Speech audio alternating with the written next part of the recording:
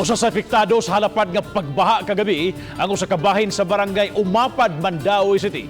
Mga residente na nawagan na karon nga maabagan na sila sa ilang sitwasyon. Ang report ni Nico Serino. Pabiling nalubog sa tubig baha kini mga panimay sa Purok Tambis, Barangay Umapad. Atol sa pagbunok sa kusog nga uwan kagabii, kutob dughan ang gitas-on sa baha, labi na sa mga lupa kaayo nga parte. Sa kataas sa tubig, wa na masalbar sa mga mulupyo ang ilang mga kabtangan sama sa mga appliances nga nanglutaw na lang. Hangtud kaganiha, nagkapuliki pa ang mga residente paghabwa sa lapok ug tubig sa ilang mga balay. Nang hipusab sa ilang mga butang ng limpyo ug ng hugas aron magamit kini.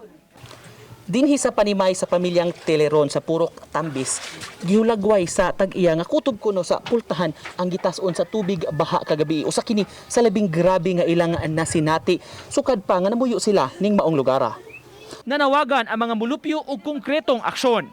Sa tupad sa ilang mga balay, may gitambak ang mga yuta o gitrabaho nga usasab sa ilang gitumbok nga nakaingon sa baha. Atong unang semana sir, nagbaha po dire. Pero di gid parihag hapon sir nga bisag way uwan bulog yung kaayo. Muog gyud pinakagrabe. Manghinaot lami sir nga tabangan mi diring namuyo dire sir. Kay nangano wa gid may laing kadangpan. Hinar gani ang uwan pero musuod gid sa among balay. Muni among na problemahan gid lagi ug asa mi ani in taon paingon. Wa man mi kapaingnan manguli mi probinsya among panginabuhian ni adin he. Kung bana in taon nilakaw gani taon to ganing kadlawon bisan gani ang tubig. Sus dinhi pa ang tubig. Kagabii pipila ka mga residente ang gipabakwit paingon sa eskwelahan alang sa ilang kaluwasan.